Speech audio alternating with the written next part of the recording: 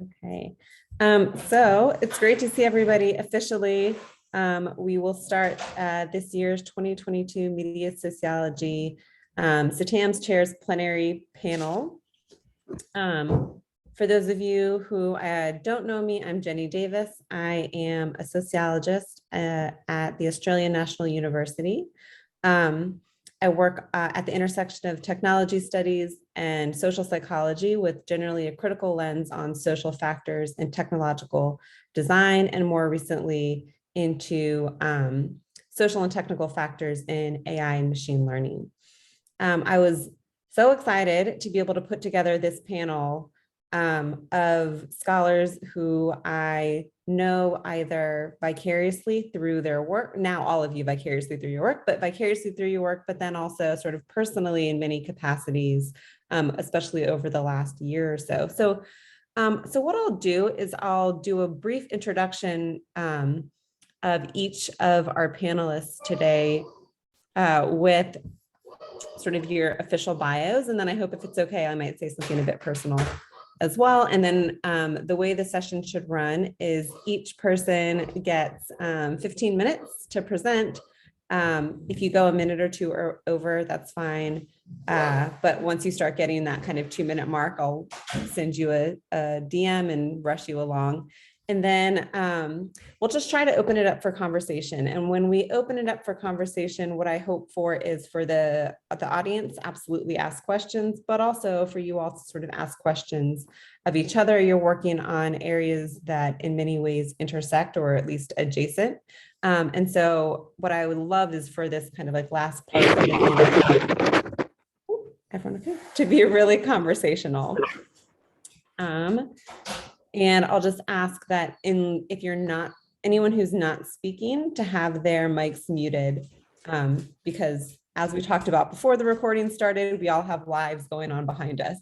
And so we want to make sure that we can all hear the speakers. Okay.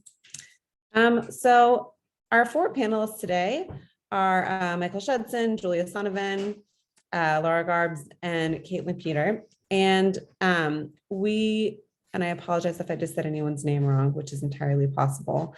Okay, correct me when you come up. But so the bios for each of these panelists is just impossibly impressive. So I'm going to read through those really quickly, just so we know who we're dealing with here. So Michael Schudson is a professor of journalism at Columbia University and emeritus distinguished professor at the University of California, San Diego. Internationally recognized as a leading scholar of the history and sociology of journalism. And he's been awarded a MacArthur Genius Fellowship and is an elected member of the American Academy of Arts and Sciences. His books include Discovering the News, The Good Citizen, A History of American Public Life, The Sociology of News, The Rise of the Right to Know, and Why Journalism Still Matters. And I should say about Michael that I kind of feel like in many ways I intellectually grew up with him. I was reading your work when I was in graduate school. And more recently, I was reading your 2018 book, On a Plane. So you've sort of been with me through my journey and are still here and present. And it's really nice to have you here today with us. Julia, who will be talking about the power and personality of global politics, is an associate professor of sociology and communication at the New School for Social Research in New York. She's a sociologist of global culture, focusing on the events, icons, symbols, and charismatic personalities of public life. She's the author of Stories Without Borders, The Berlin Wall, and the Making of a Global Iconic Event, and is currently finalizing a new book about which we're all very excited, titled Charm, The Power of Personality in Global Politics, under contract with Princeton University Press. She grew up in Budapest, Hungary, and earned her LLM at Yale Law School and her PhD in communications at Columbia University. I came to Julia's work a bit later in my own journey, but what I've come to appreciate about it is that you're not only studying the effects of politics, but the affects of politics. You're bringing in the interpersonal in ways that are intellectually inspiring, fascinating, and really thought-provoking for me personally. So thank you for moving the fields forward for us all in that way. Thank you. Laura Garbes we'll be talking about nice white donors contending with public radio's listener member class. Laura is an incoming assistant professor of sociology at the University of Minnesota. Congratulations in Twin Cities.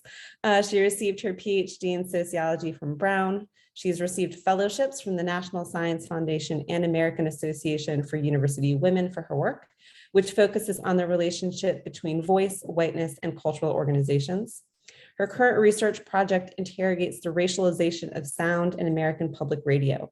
Her article, When the Blank Slate is a White One, White Institutional Isomorphism in the Birth of National Public Radio, is published in Sociology of Race and Ethnicity.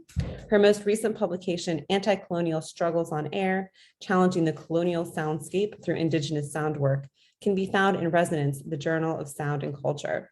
So I met Laura first actually through NPR. So I read a piece about and from her there. And then was really interested and kind of looked up what she was all about and became independently interested in that work, and then got this really nice, I forget if it was an email or Twitter DM from Laura, a personal message from Laura saying she'd be in Australia looking into public radio here. And so we met up in Canberra, ate pastries, sat in a library, and it was lovely. And so it was really great to get to know you as a person pretty soon after I had sort of come to know you as an intellectual.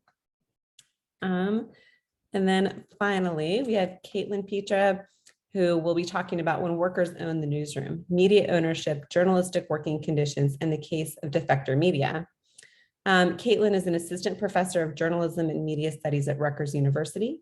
Her work uses qualitative methods to examine the social processes, organizations, and actors behind the digital data sets and algorithms that increasingly govern the contemporary world.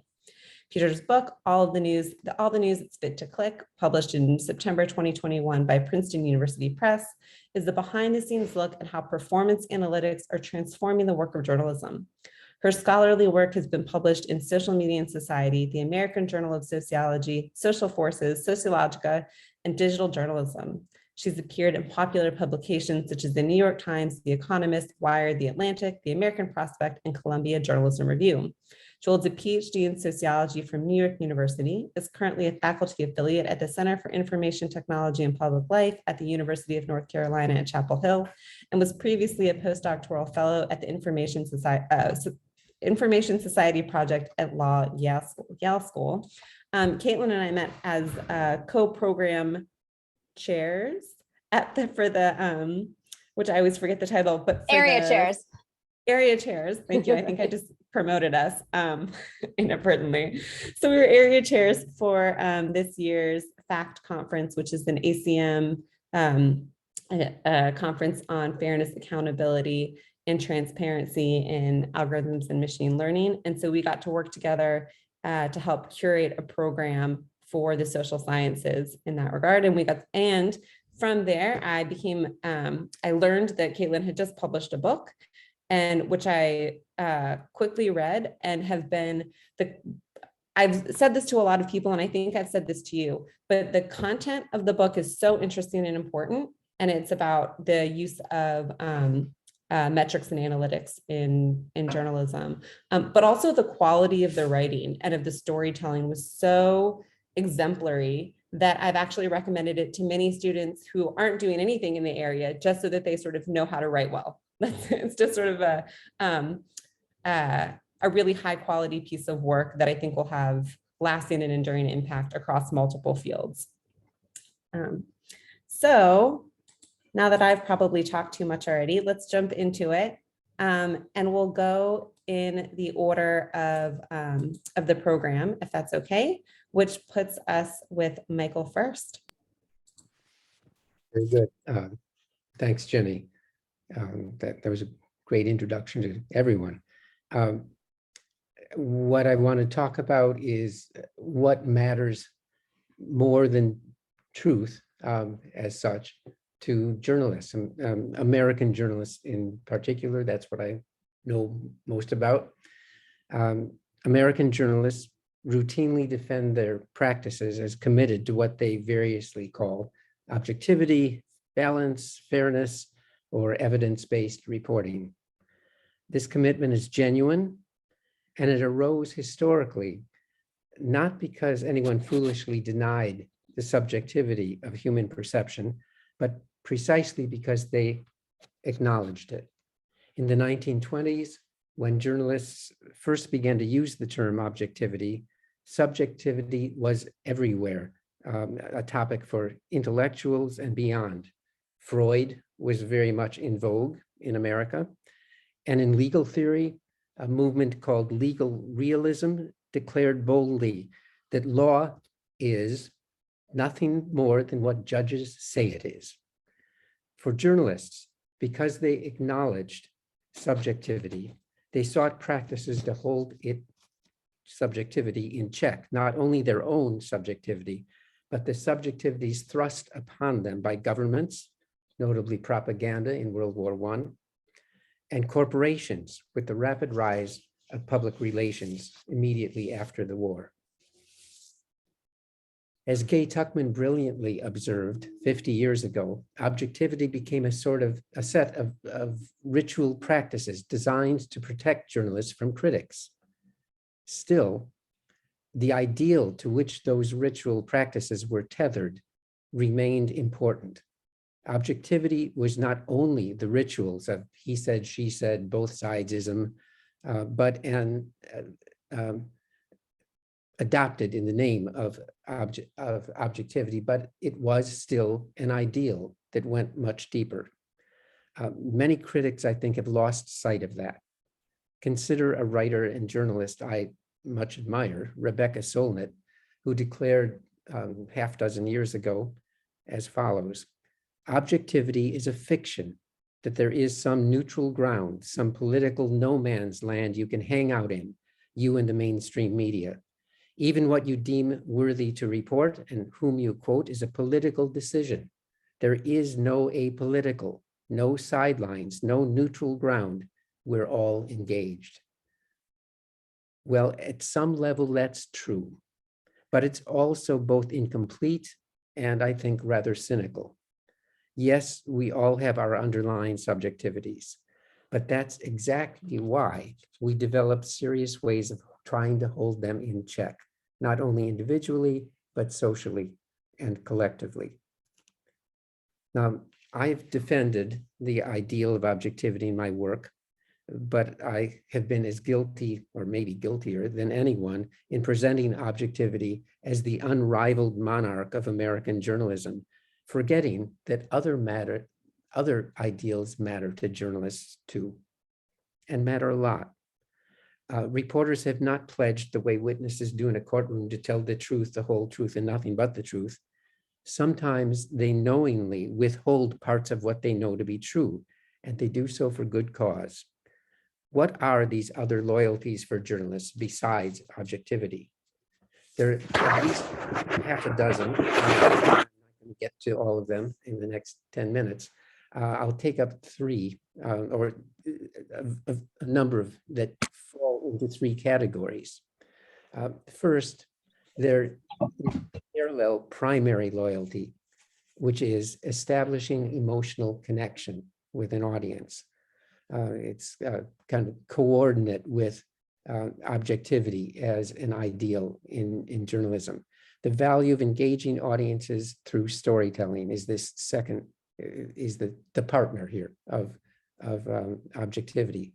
Second, there are a set of values that, for lack of a better term, I'm looking for a better term, so help me if you have one, I'm calling civility values. These are honored by journalists in what I think of as enclaves of exception or exceptions to objectivity. I'll illustrate some of these. And finally, there are what I'll call presuppositional loyalties to patriotism, to diversity and inclusion, and to democracy. I'll focus particularly in this talk on democracy as one of these presuppositional values. Okay, emotional connection, I'll talk about first, this parallel loyalty or co-monarch with objectivity. Journalists know well, at least at times, that they have what the late John Pauley called twin mythic allegiances to information and to story. As Pauley put it, The loyalty to information emphasizes the profession's impartial contributions to public discourse and modes of rational deliberation, while the commitment to story emphasizes its ability to forge cultural connections between groups. I've seen this myself as a teacher at the Columbia Journalism School. My colleagues who teach the master's students are talking about both facts, getting the facts right, making sure you have everything down to the last pixel, and reaching your audience emotionally, caring about the heart as well as the mind. This point has been made most fully, I think, by Karen Wall Jorgensen, a Danish scholar from the UK, who found that news stories that make vivid and deeply felt emotional connections to the audience are regularly awarded top honors in the Pulitzer Prizes. So the US journalism elite that judges journalism prize competitions like the Pulitzers emphasize the capacity of a news story to touch readers, not simply to inform them. Journalists not only seek in practice to forge an emotional bond with readers, listeners, and viewers, but they use the word infotainment as a term of derision. Entertain the audience? How ignoble, how embarrassing. Maybe the drawing of a boundary between serious journalism and tabloid news, or infotainment, or more simply trash, is a useful mystification, but it is nonetheless a mystification. Journalists are trying, for good reason, to reach hearts as well as minds.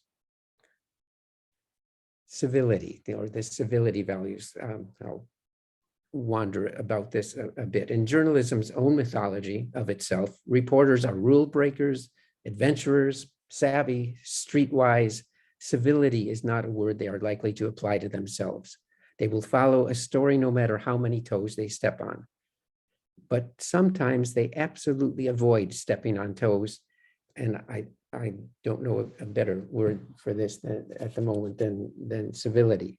They have a kind of first do no harm principle that protects individuals from the harm journalism can very certainly do to them. For instance, they don't use the names of sexual abuse victims or alleged sexual abuse victims.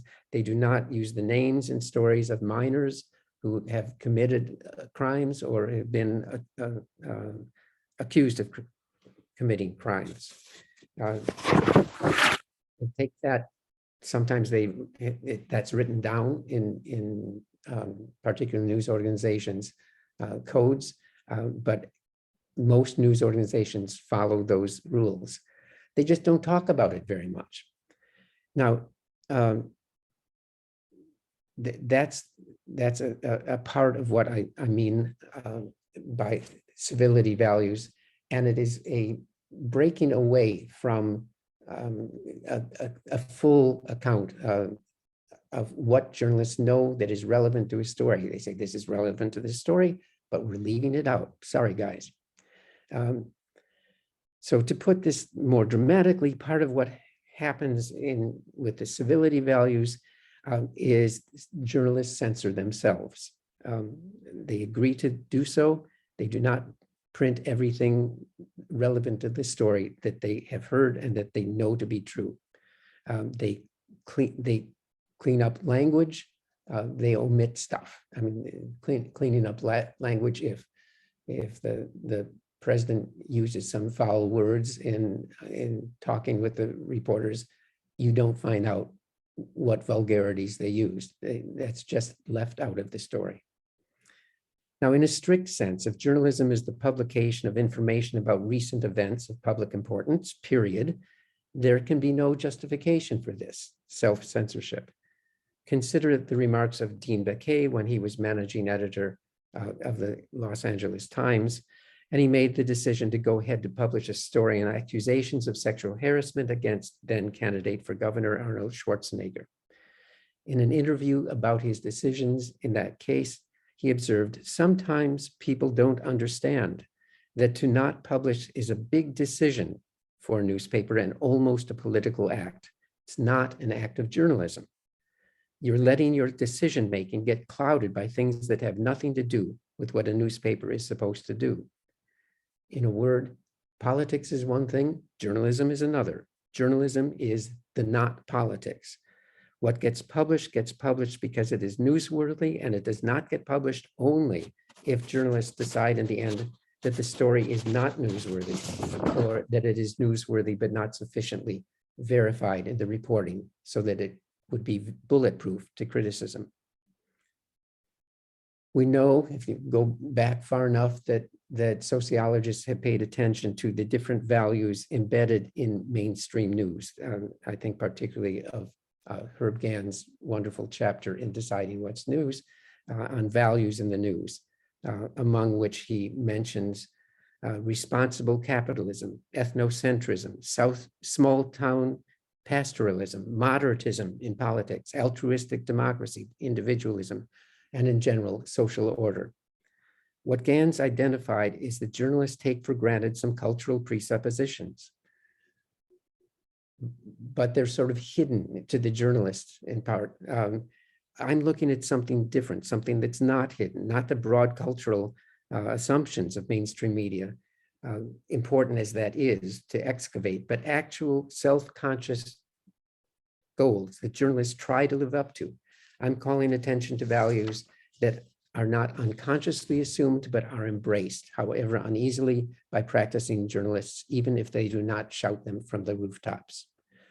One of these presuppositional values is democracy, and the notion that journalism should be in a profession dedicated to public service, democracy being part of that. Now, democracy, as we know, and I will not expand on, is very much at issue today when one party or a large wing of one party is, to all intents and purposes, anti-democratic in what it is proposing. Now, if democratic self-government is one of the presuppositions to which journalists in the US are dedicated, how do you then treat that? It's, by the way, I'm not in these last minute here going to give you an answer to that. I'm just arguing. And again, if someone has a good answer to that, I would love to hear it. What we see, I think, is journalists floundering with trying to find an answer. Do you say the president or the former president is a liar? Do you say he maybe don't go that far and you just say everything he just said is false, whether he believes it or not? So what exactly do we mean by democratic self-government? How do journalists understand what it means or should mean? Lofty a value as objectivity is as a guide to what journalists do and should do, it's an incomplete guide. Objectivity as an ideal must find its way among a set of ideals to which journalists must also be loyal. These are the quarrelsome gods within the soul of journalism today. So in the end, what do I make of all this? It suggests that a field so public and so engaged with the unpredicted and unpredictable, the wild and uncorralled, the events of the day more than eternal truths, is not going to end up with certainties. It's not going to end up with a single God, but with multiple deities who sometimes will not agree with one another. It's going to be, like life itself, pretty messy. Thanks.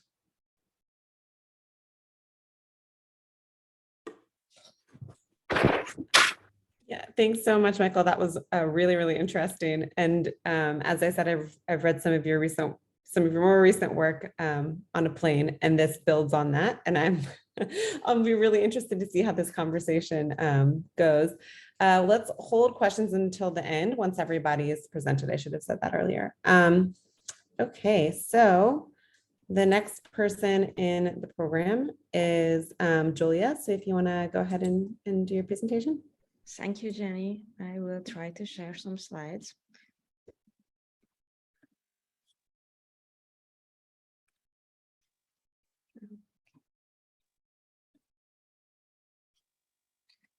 hopefully you can see them. Yeah, okay, good. That's always the scary moment when they come up or not. So the talk that I'm going to give today is a brief summary of a book manuscript that I'm finalizing at the moment for Princeton University Press, entitled, as Jenny mentioned, Charm, the Power of Personality in Global Politics. Now, political scientists have argued, and most of you probably know this, that the last 30 years have been characterized by peak political personalization. It means that we simply pay more attention to personalities than to parties, institutions, policies, laws, and so on, other objective, relatively rational means of political action.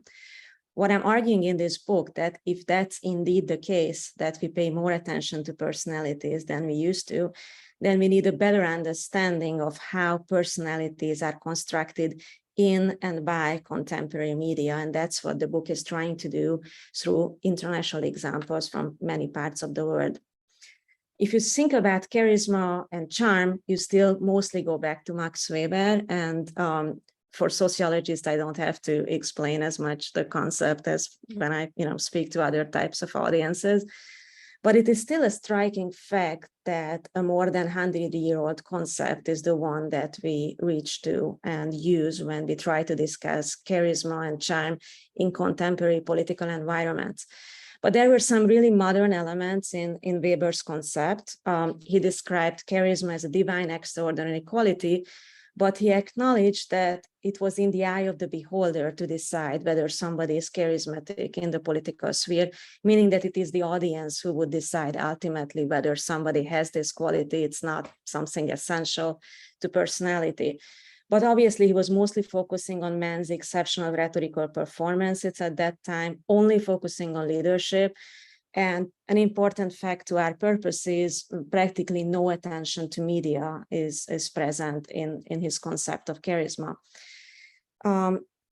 Obviously, we operate in a very different contemporary political and mediated environment at the moment, and I believe charm is a better word to capture it.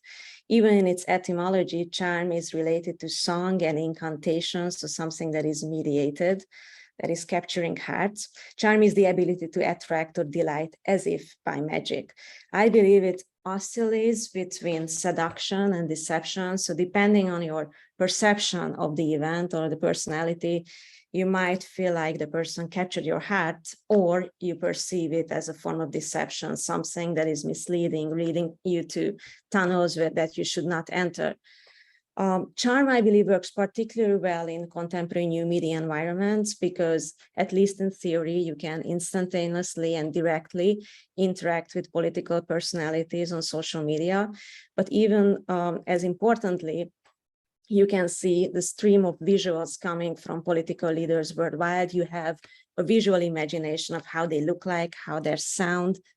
I'm referring here to Laura's interest, obviously. It's a very direct connection to personalities, different from previous mediated environments. Charm is also a quality that not only leaders can possess. There are charming preschool teachers, ex-husbands, and so on. It's a quality that we see and recognize in everyday social life. When I mention the topic of the book, on airplanes or at the grocery store, everybody knows what I mean. They don't ask for a definition what charm is. They mention people they know. And this is a quality that we then use in political environments as well, but we have a familiarity with it in everyday social life as well. So in this talk, I will show you 5 techniques that contemporary politicians use in what I call the charming interaction, so to capture hearts. To begin with the key difference between charisma and charm, what is important to understand that while charisma was built on distance from audiences, you are far away from the charismatic leader. You might perceive him or her as charismatic, but you are not connected to her directly. The contemporary politician wants to appear as being one of us. There is the communication of the message, that you can have a beer with the person, you can meet the person on the streets. Almost surely that experience will not happen, but that's the ultimate message that they are trying to communicate. So in one chapter, I'm analyzing Jacinda Ardern, who is the Prime Minister of New Zealand, and her Facebook. And her presentation builds on the assumption that vulnerability is a feature of politics and not a bug. She frolics in moments of accidents and vulnerability, for instance, using the wrong camera function or sitting next to a diaper pail. In all these cases, she's basically showing a relatable personality you could meet and interact with in everyday life. Ultimately, what she tries to achieve is authenticity, or for those of you who are familiar with Jeffrey Alexander's theory on fusion, a fusion with the audience, being one with the other. The second technique is demasking. It's an attempt by the performer to remove this very formal mask of being a political leader. A recent example is a speech by President Biden in Warsaw. So recently visited Warsaw, which has many Ukrainian refugees at the moment. And he was speaking about kind of a major battle between authoritarian and democratic forces worldwide. And at the end of the speech, I'm sure many of you have heard, there was a sentence that was not part of the scripted text. In fact, it shocked his advisors and speechwriters when he said it, referring to the Russian president. He said, "For God's sake, this man cannot stay in power." So in that moment, Biden was still the president of the United States standing on that stage, but for a moment he dropped the mask, understanding the mood in the audience. He became one with the feeling of refugee-packed Warsaw and articulated what the audience wanted to hear. But in doing so, he dropped the mask of being the president of the United States for a moment. And then the White House, obviously had to issue a statement, and there was a frantic way of trying to, end this moment of demasking. So that's another technique in which charm can shine through. The third one is breaking with the routine. It's when politicians create so-called pseudo events, minor events that can capture media attention, both in legacy media and on social media. The example that you see on the screen is a meeting by Modi and a former prime minister, Israeli prime minister, Benjamin Netanyahu. They meet at a beach. It seems like an accidental, friendly meeting, obviously extremely scripted, but ultimately it's a message of friendship and everyday interaction. Again, a pseudo event mostly presented for the media, but it's breaking with the traditional routines of contemporary politics. The fourth technique is restaging. There are certain stages that we are used to in politics, and politicians sometimes move the interaction, the charming interaction, out of a formal stage to another one that is more relatable. So in the image, you see Kamala Harris and Justin Trudeau. They came out from a meeting room to discuss political issues on a balcony in front of cameras. So there is nothing particularly natural or spontaneous of this moment, but it looks like that. It's also during COVID times, communicating best practices of being outside. So there are a lot of subtle messages in this image, but also a moment in which charm can particularly shine through, not in a formal meeting room, but on a balcony, available to cameras and to your eyes as well. And finally, there is the technique of equalizing. When you have a very diverse audience and you try to homogenize it to achieve fusion. A recent example is Le Pen's campaign in France, obviously very controversial leader who was trying to open up, kind of broaden her base. And one of the elements of her campaign was presenting herself as a cat lady. It was, again, a highly disputed element of the campaign, but the ultimate goal of hers was to create a platform on which people can unite, even if they don't agree with her controversial, highly right-wing politics. So you can use charm for democratic purposes, but it is also a tool very frequently used in the form of charm offensive of authoritarian and illiberal regimes as well. I spent the last year in Hungary researching Viktor Orbán's communication, mostly on social media. So I will give you a few examples of that here as well. That's one of the chapters of the book, but there are many other illiberal leaders worldwide who use these techniques. So they give you a few examples from Orbán's Facebook. This is an image that he recently posted where he visited a food stand in Hungary. He frequently does this, sampling popular food items that are perceived as Hungarian. In this particular case, it's a fried bread called langos. And the key question for him is, do you eat it with garlic or with cheese and sour cream? There are a series of these posts, also connected videos and so on. Seems like a banal moment, but I think it's a much more interesting case, what we are seeing here. In subtle ways, he's communicating who belongs to the nation and what practices constitute the nation. Another example of that is a recent image when he's diapering one of his grandkids. Again, a Monday moment, but note the title of the image, "Don't worry, I will give you back to your mom." So ultimately, it is the mother's task to take care of the child. I'm going to do it in this moment of relatability for you, but it is communicating the message on gender that he wanted to spread in a kind of subtle, indirect way. And lastly, about Orban, he recently has a new type of image on social media, appearing as defender and protector of animals. He visits animal shelters. He speaks a lot about defending dogs and other animals from animal torturers. Something of a standard relatable image of international political communication. But again, note that he's doing it at the same time when he's placing posters all around the country. You can see it on the right side, a mother holding a child, and the title above is "Let's Protect Our Children." And against whom do we protect our children? Against the rising LGBTQ community in the country. So the defender image of animals and children is also closely connected to an illiberal message of protection of the nation against LGBTQ values in the European Union and internationally.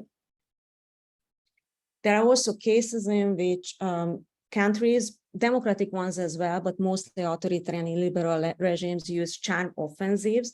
These are strategic public relations campaigns that political leaders use when they use their personal magnetism to shift their country's image for a very limited time. This is very strategically done for a short period of time, different from soft power, just kind of long shifts of values.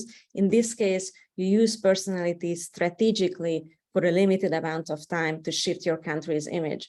There are two examples that I'm discussing in detail in the book. One is Iranian Foreign Minister Zarif, who worked hard on shifting the image of Iran in Western media during the negotiations with the United States over the Iranian nuclear deal in 2015. Through very relatable moments, such as walks with Secretary of State Kerry and kind of mundane moments of joking and friendly interactions, there was a person embodying Iran in a very friendly, relatable way. This is how charming interactions work. Political leaders become the symbolic condensations of their nations worldwide, and you relate to the country through the personality of that leader. Another example is North Korean leader Kim Jong-un, who during the 2018 Winter Olympics in Korea also aimed to shift the image of his country rather rapidly, for instance, through taking selfies, in this case with Singaporean foreign minister. A highly unusual rendering of Kim Jong-un. He also opened up his family to the cameras, had live coverage events, and even crossed the DMZ, the demilitarized zone between North Korea and South Korea for a moment, as part of this very strategically planned charm offensive. So these were all examples in which charm is used in contemporary politics, sometimes appearing as authentic and natural, sometimes very clearly as part of a strategic public relations campaign. But there are also cases when we see authenticity without charm. That's my final chapter on Angela Merkel's Instagram. She was in power for 16 years, stepped down with an 80% approval rating, yet used almost none of the techniques that I have described here. You have never seen her stepchildren on social media. There's practically no interviews with her husband, no weaponizing of the family, but also know the historical traditions of the country. There are many polls on this issue that German voters generally rarely look for charisma in political leaders, for understandable historical reasons. So it is also a complex historical question in which country and under what conditions you can build up a political message, a political personality who does not use these contemporary techniques of the charming interaction. So charm, I believe, is both an opportunity and a threat. We social scientists like to, how to say it, ignore concepts that are a little bit elusive or hard to define because they complicate our lives. There are many examples of this. For instance, luck, love, and an event. I could, list a lot of terms and features of social life that are very hard to define. And there is a long tradition in sociology to try to abandon and ignore these terms because they are just really difficult for social scientists. At the same time, I think it's important and crucial to acknowledge the importance of charm, both as an opportunity and a threat. And I think it's particularly important to do so in 2022, when President Zelensky from Ukraine has shown us probably more than ever how important charm can be.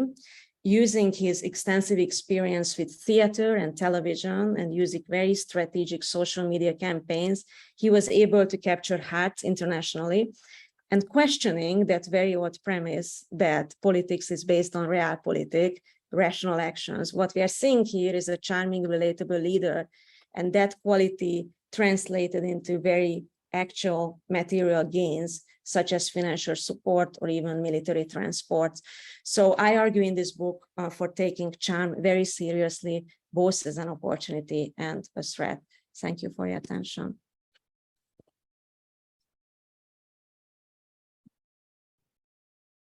Thank you so much, Julia. That was excellent. Really, really interesting, really great imagery as well. Okay, so we'll just jump to the next person, who is Laura. I think you are up next. Yes, I think I am. Thank you. And thank you for the introduction up top. I'm going to try to share slides. Just one moment.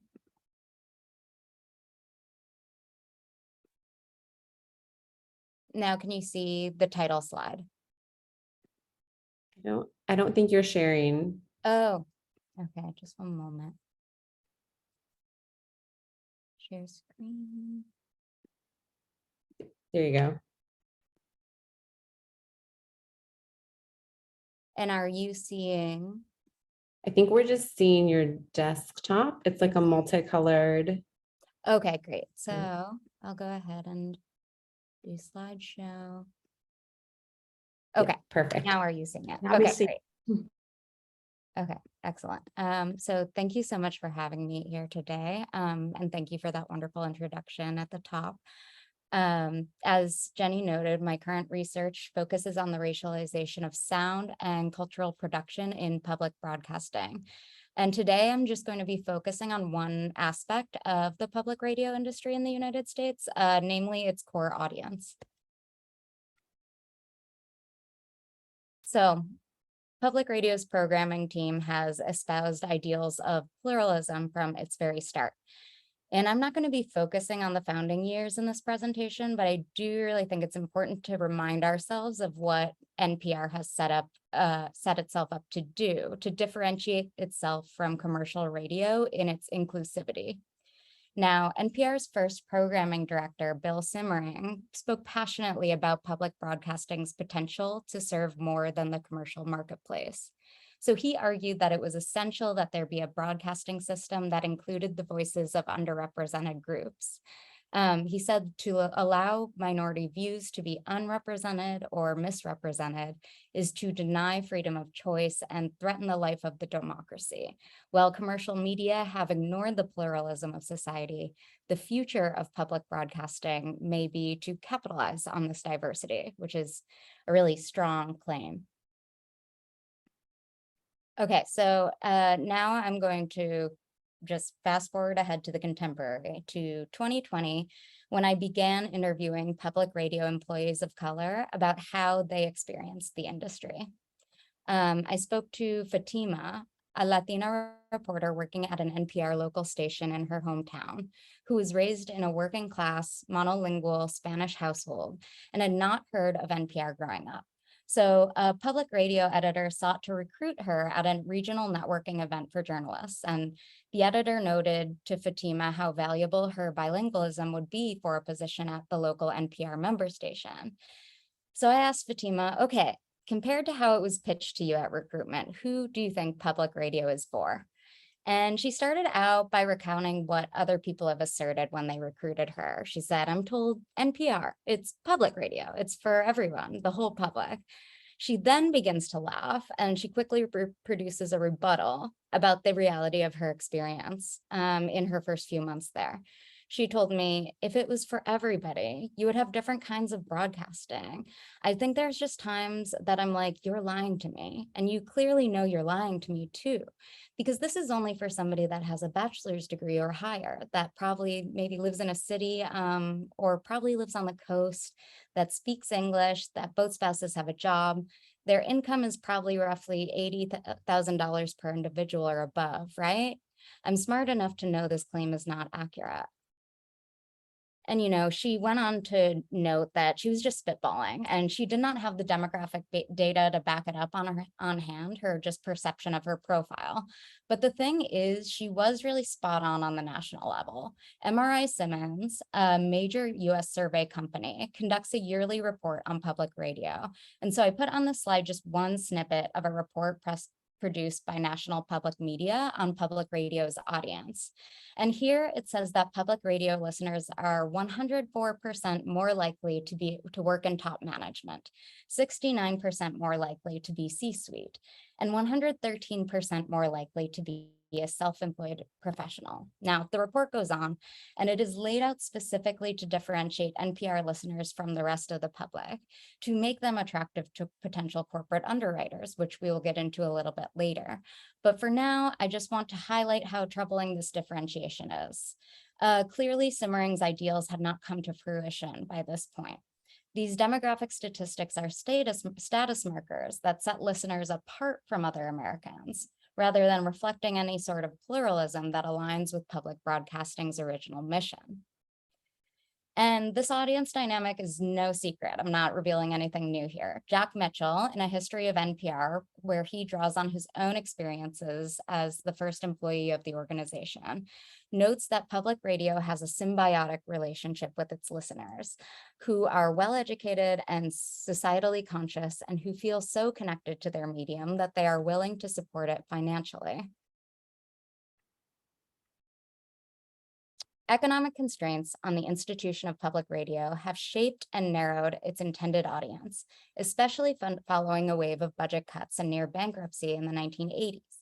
The underfunding of public radio has privileged a set of listeners willing and able to donate to its local stations. Further, this increased dependence on donors has disproportionately centered an affluent, well-educated public, which has been leveraged to attract more corporate underwriters. In this way, local stations have become privilege-dependent organizations, deriving social and economic status from upper middle-class constituents that it serves. Now, the term privilege-dependent is a useful conceptualization in that it explains how donors and other influential outside members of an organization shape its internal dynamics. However, there's been less attention to the subjective experiences of the employees themselves, who must adjust their own job responsibilities to cater to the more prestigious consumers, or in the case of public radio, audiences or listeners.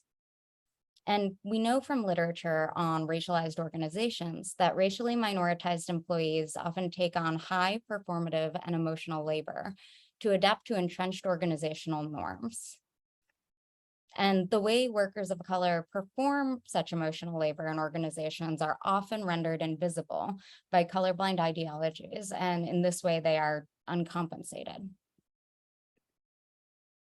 So with these insights in mind, and with an understanding that NPR listener members have become crucial for local public radio stations' survival, I'm going to explore through qualitative interview data what this means for employees from marginalized backgrounds like Fatima from the opening example. Now, just briefly on methods, between January 3rd and October 16th, 2020, I interviewed 75 people of color currently working in the public radio industry in the United States. And of those 75, 66 spoke on their experience at one or more local member stations. You can see a breakdown of these participants by self-reported racial identity on the slide. So while coding this data in vivo, I identified common points of interaction with public radio's donors. There were both direct interactions with the audience and indirect invocation of the audience in the newsroom. Now, direct interaction was when an employee interacts directly with the listener member class, and indirect considerations are when an employee thinks of this listener member class in the newsroom. I'm going to focus more on direct interactions today. Now, employees outside of the development team regularly come into contact with donors via pledge drives, via events, and donors visiting local public radio stations. John, a Latino reporter, put it this way: whenever we do public-facing marketing things, it's very much signaling to a college-educated, middle to upper-class white audience. So one of the direct interactions that I'm thinking about are pledge drives. Pledge drives, broadly, are extended fundraising campaigns for organizations that ask for people to pledge or promise regular financial contributions. American public radio stations hold pledge drives about 2 or 3 times a year, each one usually lasting about 1 to 2 weeks. And traditionally, there are 2 main parts of a pledge drive. First, there are direct calls to those who have donated in the past, so that encourages them to donate again. And then second are the on-air promotions. There was a sense among some of the employees that participated in pledge drives that their identities were tokenized for the purpose of impressing this particular audience of donors. A Black reporter, Raymond, noted how he sensed this via how much he was asked to always pledge. At one station, he said, they had me pledging all the time too, which was fine. I was okay with it, but a lot of it was like, look at this dynamic person of color and all the things they're doing. That's what you're paying for.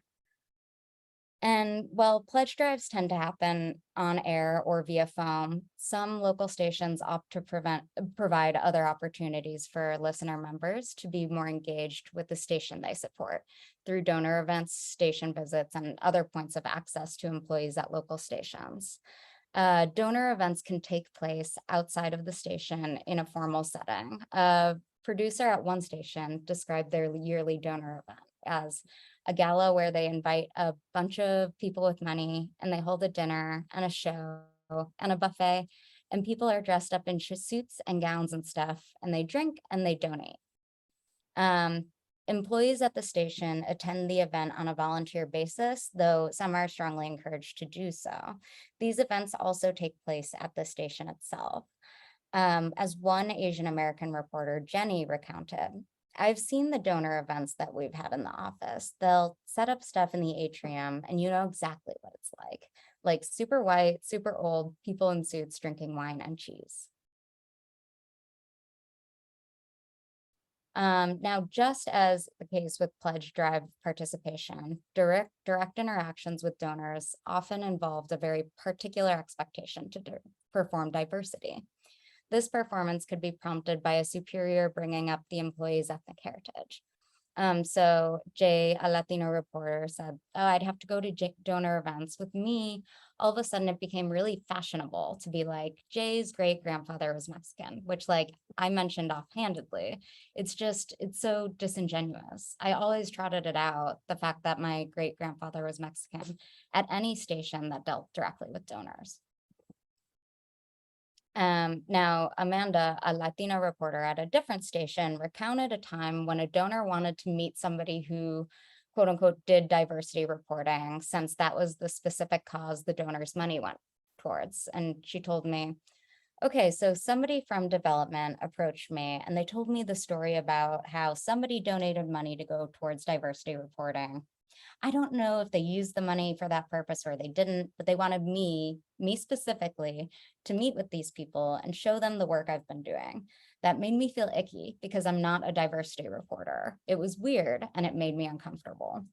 I was like, I don't know, couldn't it be the producer for The Daily Show? She was like, no, no, no. I talked to the content director and she said that it has to be you. It would have had to have been you or Raquel. Raquel is a person with Puerto Rican grandparents, but since Raquel's not here anymore, it has to be you. When the donor earmarked their donation for diversity reporting, they were expecting to see a return on their contribution.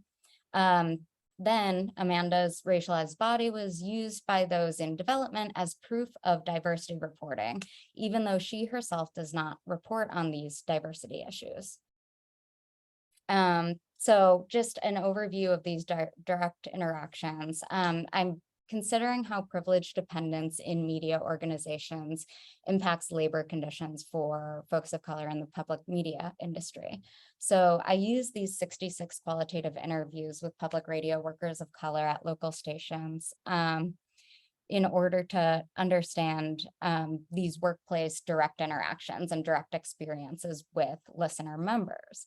I ended up finding that local public radio employees experience direct interactions with their station's listener members on a semi-regular basis, and that in these direct interactions, employees of color felt expectations to play up their diversity value. Now, there are two problems I want to highlight across all these direct interactions. So first is the collapse of diversity issues and diverse people. This move indicates that the commitment to diversify the media landscape was made in part to cater to and satisfy this particular type of donor. And second, this whole exchange puts greater labor on employees of color who must perform their identity in ways that their white colleagues do not.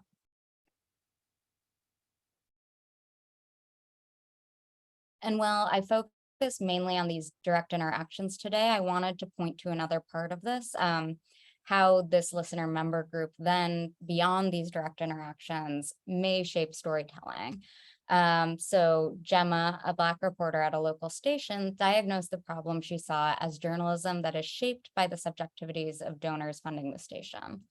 So she put it this way: I think there is an idea that we want to be community-led and we want to be open for the community and of the public. But at the same time, we have to look at our funding structure because we are largely funded by donors.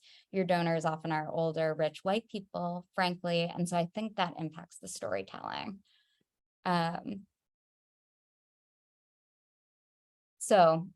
Sarah Alvarez, a Latina reporter, encapsulates the phenomenon during pitching like this.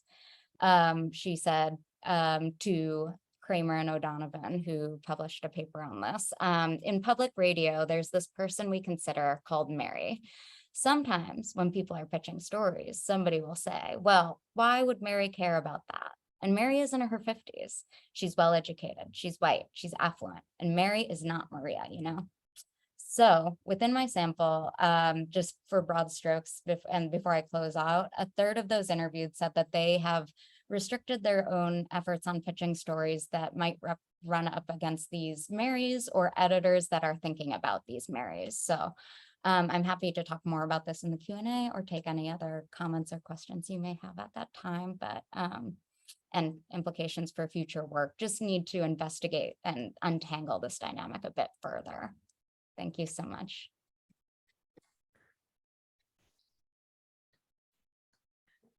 Thanks so much, Laura. That was great.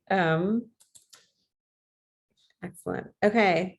So Caitlin Petre, you are our final presenter for the day. Okay, I'm gonna share my screen, hopefully effectively. Let's just see.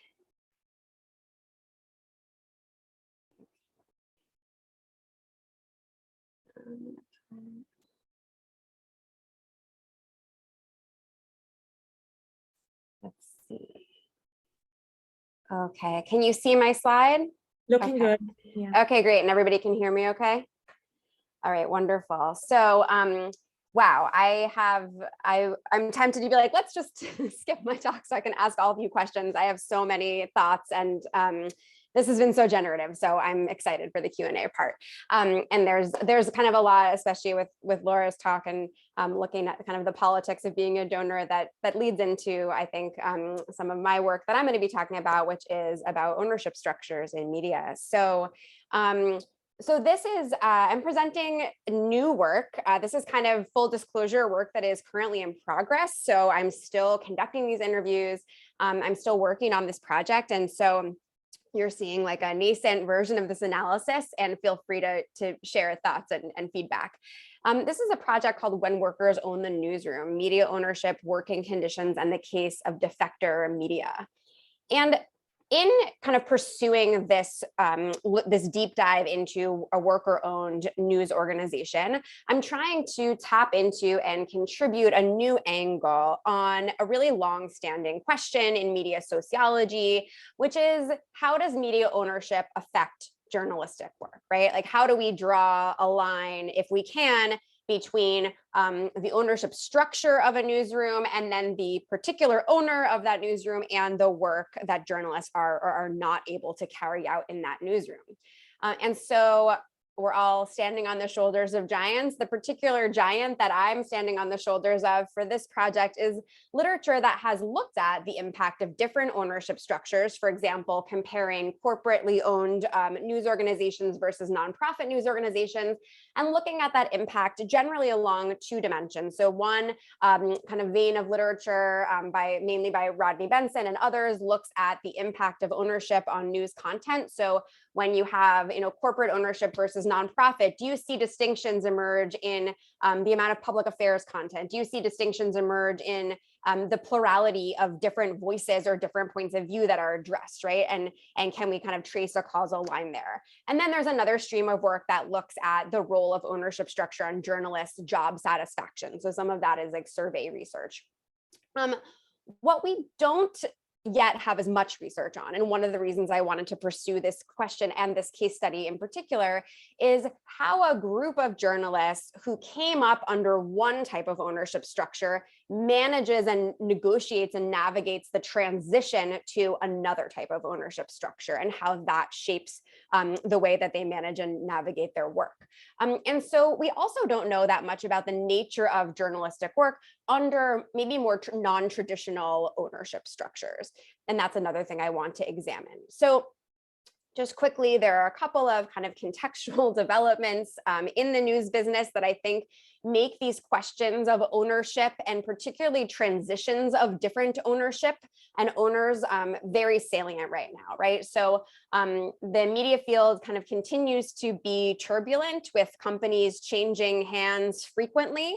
Increasingly in the past several years, we've seen a real incursion of private equity firms and hedge funds into the media space, getting interested in buying up major media companies, owning more and more local newspapers, right? And that's something that that is an ownership shift that I think should make us sit up and kind of take notice and want to ask questions about how that's influencing journalistic work, not just in the way that is kind of easy to document, like the number of layoffs, of which there are many, but also how does it affect like the texture of day-to-day work in a newsroom.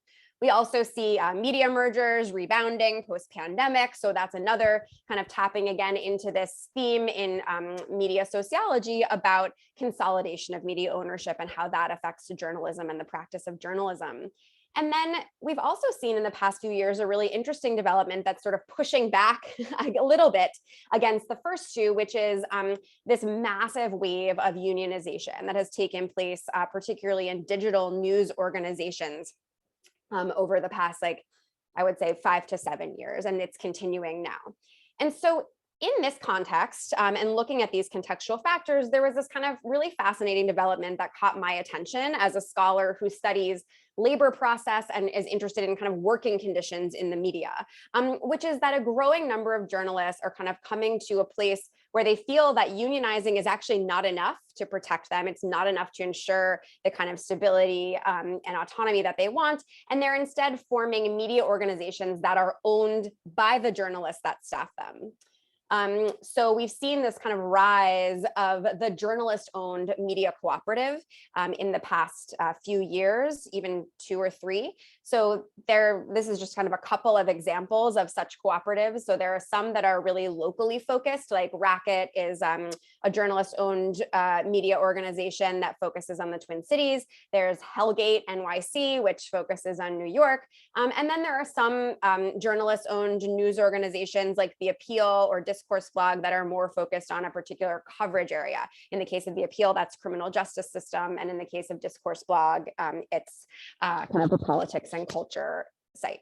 So the media cooperative is obviously not a new entity, right? There's a long history in this country of alternative media, right? Where activists are kind of forming media organizations that are really trying to exist kind of completely outside of the mainstream corporate media system in the US.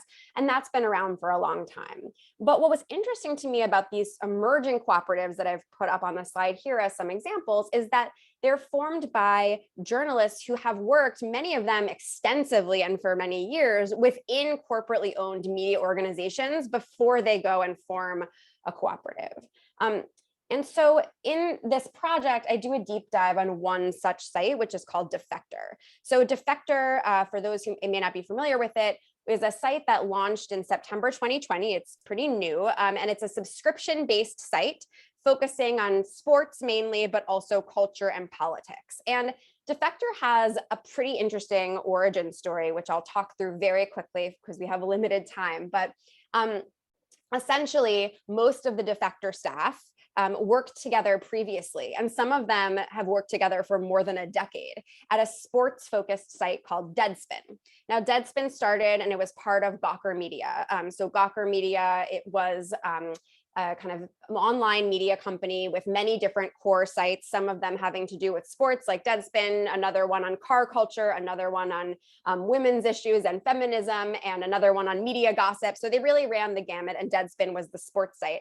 Gawker was owned by a very mercurial entrepreneur named Nick Denton. And during the Gawker Media years, Deadspin kind of developed this reputation for covering sports irreverently, often humorously, kind of crass, and sometimes quite critically in a political sense. Deadspin's original tagline was "Sports news without access, fear, favor, or discretion." So in 2016, Gawker Media infamously bankrupted by a lawsuit brought by Hulk Hogan and funded by the Silicon Valley billionaire Peter Thiel. And so many of the Gawker sites at that moment of the bankruptcy, including Deadspin, get bought by Univision. And then eventually Univision sells the sites, including Deadspin again, to a private equity firm in 2019 called Great Hill Partners. So Deadspin gets sold to Great Hill Partners, and Deadspin's writers immediately begin to clash with the editorial leadership that had been installed by the private equity team, right? So the editorial leadership that was put in by Great Hill really wants Deadspin to become much more like a traditional sports site like ESPN.com, and just they start to butt heads a lot. And these clashes kind of come to a head in fall 2019 when the beloved editor-in-chief of Deadspin is fired and the entire editorial staff of the site quits in protest. It's like 20 people, and they all quit within a 36-hour period. And so 10 months later in 2020, a lot of these folks launched together Defector, and they decide it's going to be a worker-owned site that aims to carry on the original Deadspin voice. And the tagline of Defector is "all of our bullshit, none of theirs." So in the case of Defector, I was really interested in Defector because I wrote a book that looked extensively at Gawker Media and how Gawker uses metrics or used metrics in their work. So I'd already been following and had interviewed some of these folks. And I was really interested in Defector because I saw this case in which we have essentially the same group of journalists, the same group of individuals who have worked together under 4 distinct managerial regimes, right? They have the mercurial rich guy, they have the media conglomerate, they have the private equity firm, and now they own their own shop, right? And so I think this case study helps us get at 2 things, which are illuminating. So first is kind of how journalists experience or recall the transitions between different ownership models with the group of journalists themselves largely held constant. And then we also see kind of the lived experience and working conditions of journalists under this worker ownership model. So I'm not going to say much about how Defector works. I can talk more about it in the Q&A. It's a very complex structure, but essentially it's subscriber based for revenue. The co-founders and employees get equity in the company, and the pay structure is completely transparent. All the employees earn the same base salary, and then people get paid out at different levels depending on where they are in the organization, if there's money to do that for each quarter. So I've been doing interviews with folks from Defector for about 6 or 7 months now. I've done 15 interviews so far. There's about 25 staffers, so I'm trying to kind of like work my way through the masthead as I go. And I'm kind of, the analysis is still developing. So this is sort of what's emerging to me so far. And again, welcoming feedback and other areas to probe as I dive deeper into this. But I find that the transition to this worker ownership model has prompted these Defector staffers to engage in a series of what I'm calling critical reassessments of both journalistic work and newsroom organizational structures. So I'll talk through a couple of these critical reassessments that I see them really wrestling with.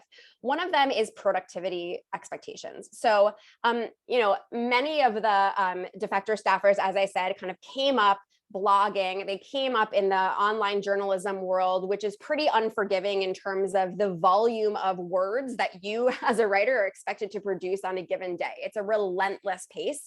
And sometimes journalists in online sites will have quotas. They have to write a certain number of posts per day, or else they're in danger of losing their jobs, right? And so these folks kind of all came up in that kind of environment. And when Defector launched, the team made a decision to slow that pace way, way down.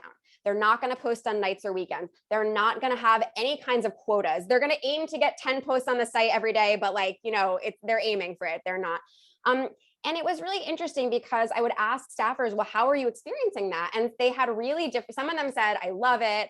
A lot of them expressed anxiety, which was really fascinating to me because they had sort of internalized this almost like a habitus of go, go, go, go, go, do the most, do the most. And it was really hard for them to sort of pull themselves out of that, that embodied muscle memory pace of online journalism and try to slow down. And some of them, I think, didn't even really know what their journalistic identity was if they weren't working like that.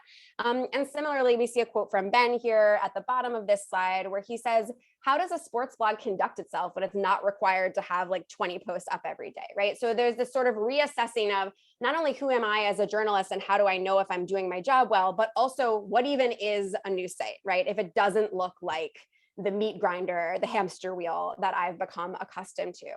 And so I think these questions really cut at the heart of what it means to do online journalism when you take away the typical corporate ownership structure, right? Another reassessment that they're wrestling with that was really interesting was this kind of wall, the classic wall between business and editorial, right? So under a corporate ownership structure, journalists generally want to maintain a really strong wall between business and editorial. You know, the myth, the kind of platonic ideal would be you have two totally separate staffs. You have two, these are completely separate tasks. Never the twain shall meet. Sometimes you're even taking separate elevators in the office building, right? Famously, the Chicago Tribune. That was the folklore. But in a worker ownership model that's collectively run by the journalists themselves, the wall as a concept, like as a structure, no longer really makes any sense, right? Because the journalists must make business decisions, even as they're also writing for the site. As Clive says in this quote, the nature of the wall is very different. The business part is not abstracted into some larger entity. We are the business, like literally the words we write are the business. And so Clive, at another point in our interview, called the wall at Defector more conceptual than structural, right? And sometimes this posed some tensions for staffers, particularly those who were on what was called the growth committee. So all of the staffers had to be on a particular committee related to the governance of the site. And there was a growth committee which was trying to attract more subscribers. And so you had these editorial staffers that are on the growth committee. They're trying to grow the subscriber base of the site. And at the same time, they're trying to do their editorial work. And so the members of the growth committee tended to talk about sort of cognitive strategies that they would use to make this wall happen. But we see the wall become something that sort of needs to exist within each staffer, as opposed to being something that can be kind of structurally created via organizational practices. And then there was another reassessment. I don't know if reassessment is the right term for this, but I think that they were wrestling with this danger of producing the exclusion that exists in the journalism industry, right? So the fact that, you know, newsrooms have typically been led by people who are white and male and straight, and that was true at Gawker Media as well. That was true at Deadspin as well. And so as they're forming Defector, they feel this urge to have their team, right? They need so much trust. They're relying on these deep, as Emily put it on this quote, they're these deep interpersonal histories that they have to take this huge leap together to make this thing, right? But at the same time, they acknowledge that when they're, as Amos put it, trying to kind of get the band back together to come on and do this new venture, what happens is that they often kind of end up replicating some of those exclusionary patterns, right? And so Amos was a staffer who actually a staffer of color, and he had come on, he had not been at Deadspin, so he had come on at Defector only. And he said, I think, frankly, as somebody from an underrepresented group in media, those dynamics also help recreate the problems of how newsrooms are, right? That kind of urge to get the band back together at the same time as that trust and that those interpersonal histories were sort of crucial in feeling like you could do something that was such a big risk. And the final reassessment that I thought is really interesting is this kind of reassessment of a relationship to revenue. So this is a quote from Jasper Wang, who is the VP of Revenue and Operations. So I think they just hired another business person, but for a while he was the only solely business staffer. He had been a fan of Deadspin, and he was working at McKinsey, I think, a big consulting firm. He had an MBA, he has an MBA, you know, he has all the business credentials. And he said, I'll help you start your own thing. And so he's come on as their business person.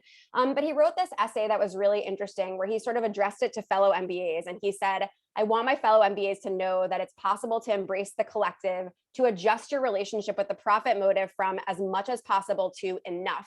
It's possible to live your personal values professionally. I thought that was really interesting, and also echoed by editorial staffers who said to me things like, you know, we're not trying to get rich here. Like, none of us are even aiming for that. We want to do the work we love to do. We want to write what we want to write, and we want to just live a decent life with a living wage. Like, that's basically the goal. So I'm going over, so I'll just, this is sort of a recap. And I just want to say, I think, you know, this is an interesting case that kind of pushes not only these journalists at Defector to sort of reassess some of the things they may have taken for granted, some of the embodied habits that they may have had, but I think it also pushes us as scholars, as sociologists interested in media, to look again at this question of ownership, look again at, you know, what journalistic autonomy as a concept looks like when there are no suits to push back against, as one of my interviewees said, and kind of reevaluate this age-old question of whether and how ownership matters and doesn't for the kind of journalism that our media system is capable of producing. So thank you so much.